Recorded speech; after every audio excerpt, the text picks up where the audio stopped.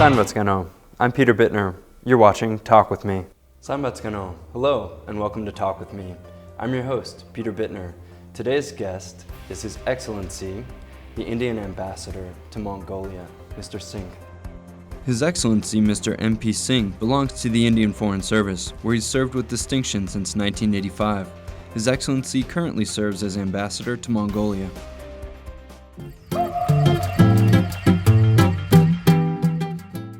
Thank you so much for coming on the show. Thank you, Peter. It's a pleasure. It's a unique honor to be among the first to interview you as well, and thank you for letting us come and have this interview in your office. Thank you, and I hope that you would find this interesting, and I'll try to make it interesting for you and your viewers.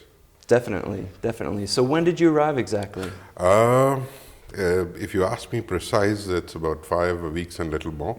But as I would say, it's very eventful. The spring, as you say, come in. And spring inherently brings new energy, positive vibes, new atmospherics. And yes, this country is buzzing with a lot of life, activity, vibrant, thriving. So it's lovely to be here. Despite the weather, which is not so conducive, the people make up for that cold weather. They are warm, friendly, effusive, open and hospitable. So I certainly am enjoying my stay so far, and I look forward to having an eventful tenure, which is going to be 3 years from now. Thank you. That's great news. Yeah, very well said. I'd like to also congratulate you and the government of India for hosting the largest democratic elections in history as well, which just started. So could you explain a little bit about that process? Well, anything else if I say would be euphemism. If I try to define an exercise which is the Indian elections, I think it will be, no words would define. Just to give you the numbers, sheer numbers are overwhelming. Not only for anyone who appreciates democracy, but anybody who says that they stand for the people's right and choice. India right now is undergoing that exercise. The first phase began yesterday. In terms of numbers, 900 million eligible voters are going to vote for the next Indian government. And the whole of the election process, India being so large and so vast, 1.3 billion people, is going to last 7 phases, which started yesterday. And the whole process will be over in 6 more phases on the 19th of May. And then the results would come. So that's one part. Second part is, the whole of this process is done electronically. We are in an age where we leverage technology for almost everything, and for the largest democracy on the earth to be voting electronically using the voting machine developed and made in India is an exercise. Just to let you know that this time ever, we will have the paper audit trail to confirm that the vote and the pressed and the vote counted can be matched if it is required. There will be 543 seats. There are going to be, anybody who is 18 and above would be voting for these elections. And I'm pretty sure the will of the people will prevail and India will have a strong government. So far we have the government which is headed by Prime Minister Modi, whose vision has actually brought in, has transformed India, has brought in many new ideas. There's a focus on youth, there's focus on people, there's focus on getting new India, whether through the scheme of Skill India, New India, or IT India, Make in India. All of those projects make us very hopeful that this exercise will actually reflect the will of the people shortly. Thank you. Of course, and you mentioned His Excellency the Prime Minister Modi. He actually visited Mongolia in 2015 and had some exciting visits and a major deal signed at that point. Could you speak to that a little bit? You rightly said, with Mongolia we share historical relations. There's a civilizational heritage dating back to 2,500 years. And the advent of Buddhism started from India and gradually moved in the northern India and then on to China and coming into Mongolia. And now Mongolia we call the third or spiritual neighbor. Mongolians called India a great friend. And yes, you are very right. The paradigm shift that happened in 2015 with the visit of the Prime Minister Modi, almost all sectors that go into making an economy from a developing economy to developed economy were touched. There were over 18 MOUs signed, and there were close to, if I recall, close to about 23 odd deliverables. Many of the projects have moved on. And the biggest project that the Prime Minister Modi announced for this country was the $1 billion oil refinery, which is intended to bring in energy or oil independence in this beautiful country. That has started to see the results. There were certain, I would say, institutional impediments that have been resolved. The funding is in place. The government of Mongolia has awarded the project consultancy contract to a very prestigious Indian company, Engineers India Limited, in February. This formal signing is likely to take place in a couple of days, if not weeks. So this framework has set up the tone of our cooperation at a much higher level. With the opening of Engineers India Limited office, they are opening a resident office here in Mongolia in the month of May, which will be preceded by holding of an Indian company's exhibition involved in the oil refinery, pipeline operations, maintenance work. So once that is done, the things would move pretty quickly. There is a time frame which has been thought of in this project, which is a $1 billion line of credit. I can share with you that we have received a request for additional funding for this project, which is currently being examined in India in a very fair and positive manner, and we are hopeful that request, once it is processed, would also come through, and whatever the funding is required or projected for the project will sail through. And if we look at the time frames that have been set for this project, so far it has moving pretty much on the time.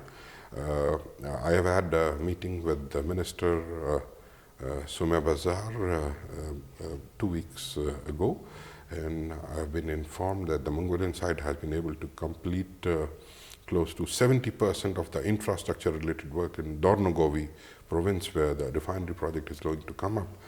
So that makes us very sanguine, that makes us very hopeful and forward looking.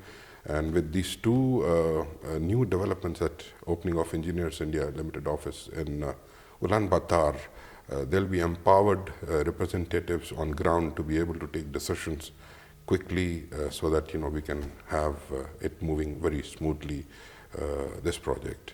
And of course, this is also likely to develop a lot of ancillary industries and employment opportunities in Dornogovi. I'm not too sure whether you are a student of economics, but I am, and I can tell you, when a project like this comes up in a province, it brings in many related benefits. It's not only the social fabric that get enhanced, employment opportunity that get increased, but the locals around Dornogovi will have something that they would immediately relate to for this project, which is being funded by the Government of India. Wonderful. And in what ways will the average Mongolian who might not be living in Dornogov benefit from this oil refinery once it's complete? You should look at what it is aiming to achieve. The oil refinery is aiming to refine 1.5 million metric tons a year, which is broadly the consumption of Mongolia, not exactly, but broadly. So if you see the whole of that oil needs are met with this project, the benefits percolates down not only in Dornogovi to each sense. If you look at diesel, which will be the prime factor in any costing, transportation is one, and in country that is landlocked, Mongolia, certainly there's an ADB study recently which said close to about 23 to 30% cost is added on because of the transportation reasons. So if you look at that, it will percolate and it will touch each and every Mongolian's life, and in one way or the other, whether he is in Dornogovi, whether he is in Orang or any other province, or even in Ulaanbaatar, the spill down benefits are enormous, and certainly it will flow down. It is not only the diesel, there are other aviation fuels and other fuels that will be coming up through this refinery. So it will touch many facets of the economic development in Mongolia. That's how we see it. That's very exciting. I'm also curious as to what sort of environmental impact assessments and policies are currently being discussed. In the news recently, there was a major case where a number of herders in the vicinity of the Oyu-Tolgoi main mine actually won a lawsuit related to a few different areas. But in a place like Mongolia, where there's a very delicate ecosystem, what sort of assurances can the Mongolian people have that it'll be preserved with this major project? I would respond, Peter, by saying it's a chalk and cheese. Mining is a different sector. Refining, oil is a different thing. Oil that is there needs to be refined, and relatively the environmental impacts have all been assessed by the Mongolian government. And as I just mentioned, that close to about 70% of the infrastructure related work has already been completed, and all of those studies have been factored in, and so far, if my memory serves me right, there is not even a single voice that we have heard that talked about the environmental impact about this. This is going to be at a place, and then it's all being, the oil, refined oil, will be transported through the pipelines, which will also be undertaken almost parallelly by the Mongolian government. Yes, prior to launching such a project, if you recall that this project was envisioned and thought of in 2015 during the visit of our Prime Minister to Mongolia. Since then, there have been several studies, there have been several consultations, there have been various stakeholders, I would say civil groups, environmental groups. Almost all have been consulted in one way or the other by the Mongolian government. If I tell you correctly, do let me know if there is a thing. I haven't heard of a single voice. Sure, of course. Yes, well said, well said. And to change the subject a little bit, to focus on some other exciting initiatives that the Indian government is involved in here, this recent IT Centre that will be undertaken. Can you tell us a little bit about some of the details of this cooperation? Sure. You rightly said that. I would say that the second talking point that's there is a setting up of an Atal Bihari Center for Excellence in ICT and Outsourcing. This project again was, the foundation stone was laid down by the Prime Minister a couple of years ago. But I think for various institutional impediments and the bureaucratic rigmaroles, it didn't progress as fast as it ought to have been. And reasons are many, I would not like to go into that. I think the tender that was given to a company needed to be aborted for procedural reasons, something that was done locally, over which we had little control. All this while money was there. And yes, this project of Atal Bihari Centre of Excellence for ICT is a project that is also likely to enhance the capacity building and also bring in much expertise and technology in ICT, the latest one, by putting up this training facility in the Mongolian University of Science and Technology premises. As we speak, I think the revised tender have been finalized, and I'm told these are currently will receive administrative approvals, and after the approvals are received, both the stages, to expedite the project, we have now put this ICT project into two categories. Category 1 is the civic construction, that is about an 11-story building. And second part is the curriculum development and the training aspects. So this curriculum has been done as a separate tender. So both the tenders are being floated in parallel. The companies will be shortlisted, and once it is shortlisted and after the technical evaluation, we hope that this award would happen in about 2-3 months' time by the Mongolian side. There's Ministry of Education is primarily driving this whole process of tendering.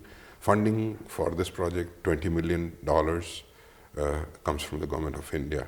And be that as it may, we hope this project would actually see activity before winter sets in this year. That'd be very exciting to have a groundbreaking. Yeah, I wish you the best of luck with that. And I'm also very interested in hearing some of the direct benefits for Mongolians in that training center, in that program with that curriculum. What can they learn from this Indian tradition of global leadership in IT development? You see, we in India and Mongolia have a relationship that transforms the whole aspects of economic life, and as you rightly said, IT is one sector. And IT sector has been given focus in this center, and prior to that, perhaps you are aware, it is not IT center exactly, but a technical training center in Rajiv Gandhi Institute, which is quite a prestigious one. So this is sequel to that. In addition to that, the Indian government under two programs, which is called Indian Technical Exchange Program and Indian Council for Cultural Relation Scholarship, offers various training modules, various capacity building programs, and they reach almost all areas that you can envision in your thing, be it IT, be it finance, marketing, accounts, audit, tourism, anything that you can envision, it's there in iTech. That iTech program was instituted by Government of India in 1964. It is now currently extended to 161 countries across the globe in different formats. Insofar as Mongolia is concerned, there are numbers of scholarship that have been dedicated for Mongolia, which is in the range of 200 odd. And then we also have ICCR supplementary program. That also is another program through which we bring in about 50 odd. In addition, there are bilateral arrangements in which the Mongolian scientists go to India, Mongolian experts go to India in disaster relief and management. There are many, and I can share with you. I have here with me my colleague gave me some of the data that the statistics. That in terms of training during the last 2-3 years, I would say the hallmark has been there have been 12 state secretaries that went to India last year. in an administrative reorientation program. And then there's a disaster relief NEMA, as we call it, National Emergency Agency, that sent 18 officers for the specialized training last year. The customs officers from Mongolia, 30 of them were trained in India a few years back. There were 29 English teachers that went to India again about 2 or 3 years back. There were 13 interpreters that have gone, and as I told you, there are 2 scientists that are currently understudying there. In addition, it's not only about these. If I move on, there's a great interest in Mongolia in the Buddhist religious studies. Of course. Within the realm of this and beyond, we have several courses under which the Buddhist monks go to India and study.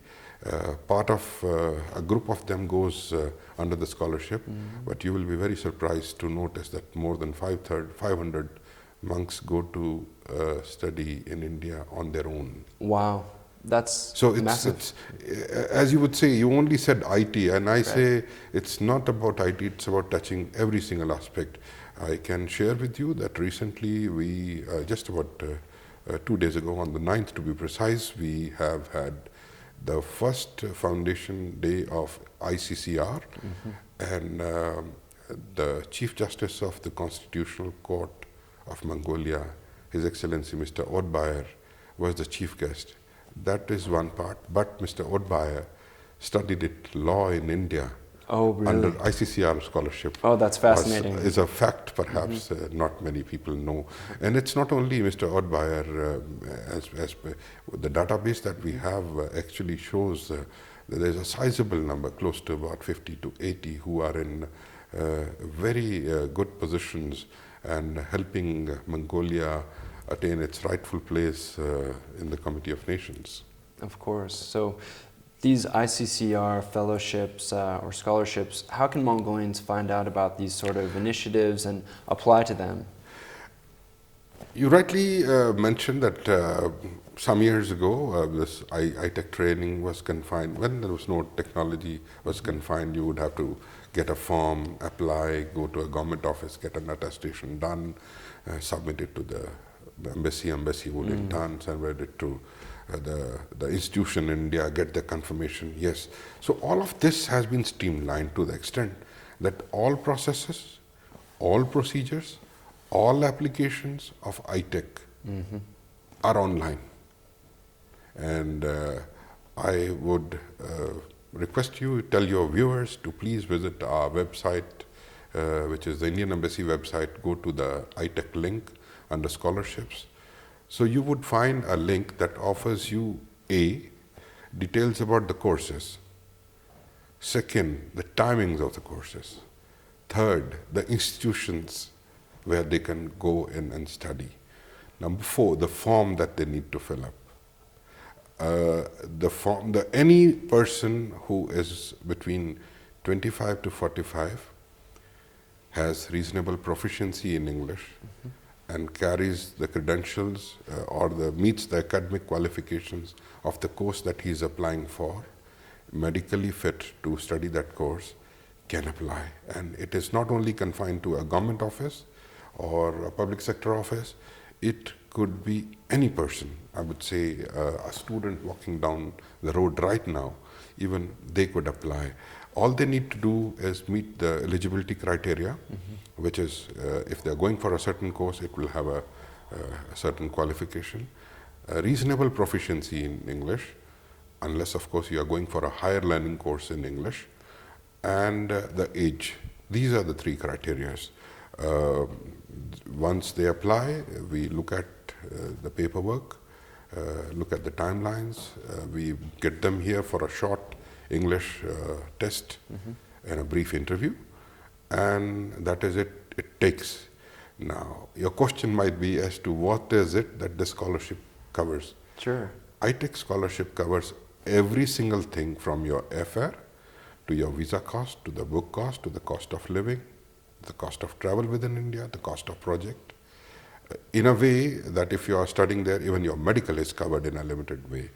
in limited way, in the sense that you cannot have a pre-known disease that is get treated, but all reasonable expenses are reimbursed. So I would say A to Z, all expenses of this scholarship in ITech are covered, including your living allowance in India, as per the course that you're going in and the city you're going in. It's a fantastic opportunity. I hope our viewers take advantage of that and visit the embassy's website. And it covers not only the language, it covers all aspects. If you name an area or a field, and I can tell you it's there. It goes from religious studies to tourism, to IT, to finance, to audit, management, medical, not exactly doctor, but health related. Engineering, agriculture, anything that you could think of is covered. Wow. And this all started, if we go back historically, to the spiritual neighbor relationship and the exchange based on Buddhism coming across the Tibetan plateau. Something I'd like to explore a little bit more. It seems to keep coming up in our discussion as well, but I understand in the 5th to 7th centuries AD, there was a very strong historic connection based on Buddhism that continues to serve to this day as a foundation of exchange and bilateral relations. You have, I think I would say, precisely hit it on the nail, that there's one thing being historical, and there is another thing being bond of hearts. That's how I put it. With Mongolia, the bonding is that of the deep civilizational heritage that connects us, and you rightly said Buddhism. But then it's much more. The amount of goodwill that I see up here for the reason being Indian is enormous. There is a huge reservoir of goodwill that I am very sure to tap on during my course of duty up here.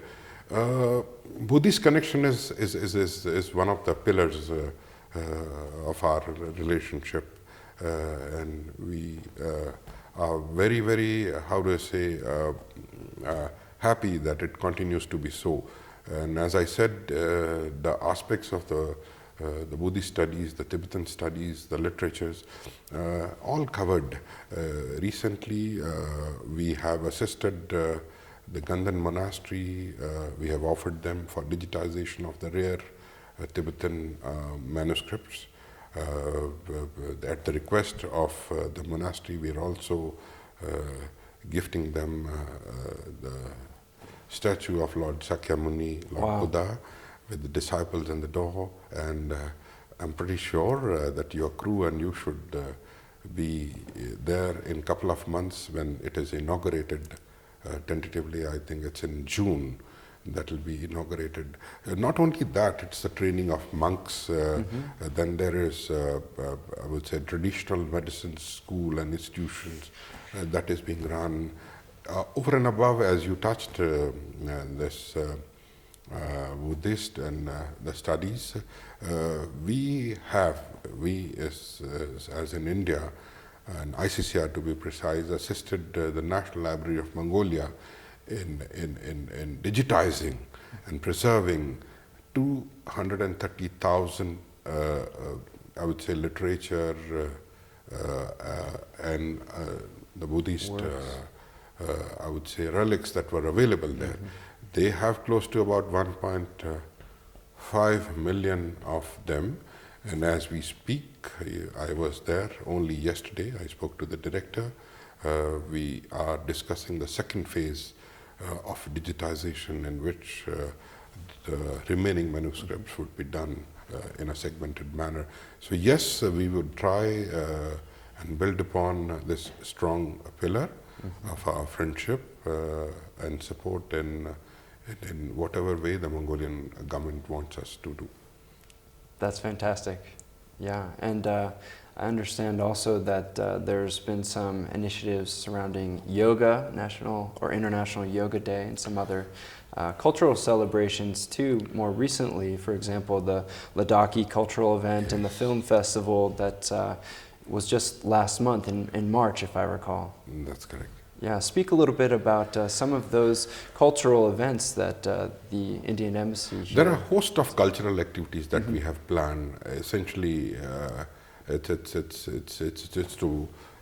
to make people aware of our strong connections in almost all fields that we have talked of. It's not only the culture. When I talk of the culture, it's last year there was this cultural troupe that has gone from Mongolia and performed in 3 cities to the rave reviews of Indian and international audience. It was an international folklore festival that was done in India. Now we would be getting a Ladakhi cultural dance troupe performing in June. At one of the Mongolian international festival. And you mentioned about the Ladakh festival that we did. The whole idea was, Ladakh has huge commonalities with Mongolia, be it terrain, be it temperature, be it the people, food, cuisine, clothing. In almost all walks of life, they are much more similar. And yes, the other connection is that the movement of Buddhism happened through Ladakh. The good part I would like to share with you is that one of my predecessors, Reverend Kushak Bakula Rinpoche, the reincarnation, the 9th Bakula Rinpoche, had been instrumental in reviving this connection. I was ambassador here for 10 years. During which period he brought up this connectivity. And he belonged to Ladakh. He's called the modern father, the father of the modern Ladakh. And there is a monastery that has been set up here by Ambassador Kushak Bakula, which is called Pratap Monastery, building on this linkage. And having so many commonalities and so much orientation, so many Mongolians actually go to Leh to study Buddhist and Tibetan scriptures. So we thought that let's make an effort to reach out even more. And at that event we have the Hamal Lama from Ganden Monastery, Hamal Lama from Pethub, and Hamal Lama from Dascholing universities, and lots of historians, Indophiles who were present there. That was one aspect. Second aspect, as you said, we did, following up that was the Indian Film Festival that was done from 27th to 29th of March. I'm not too sure whether you heard, there was this movie called Dangal, which is based on wrestling. And there's a story of, a real story of a family of 3 girls whose father, a wrestler, brings them up and to a glorious career where all 3 of them end up winners of gold in international, including Asiad and Commonwealth. So this was based on that story, Dangal movie, and we had subtitled it. And just to let you know, it was such a blockbuster that it got 325 million revenue when this was launched. It was a big hit. And there was a great demand, so we did that. The second movie was Nirja, which is again based on a real life story of an Indian air hostess on one of the American airliners. Oh, really? It was hijacked and taken into Pakistan, and she lost her life defending, protecting the kids who were traveling with the aircraft. It was a great hit, emotional hit. That's very exciting. There's huge amount of goodwill. The effort would be to make it commensurate, I would say the economic content commensurate with the goodwill that exists here. That should be my duty and responsibility in the coming months. Right. I wish you the very best of luck with all of your endeavors here. Thank you so much for joining us on the show today. I thank you for coming down here.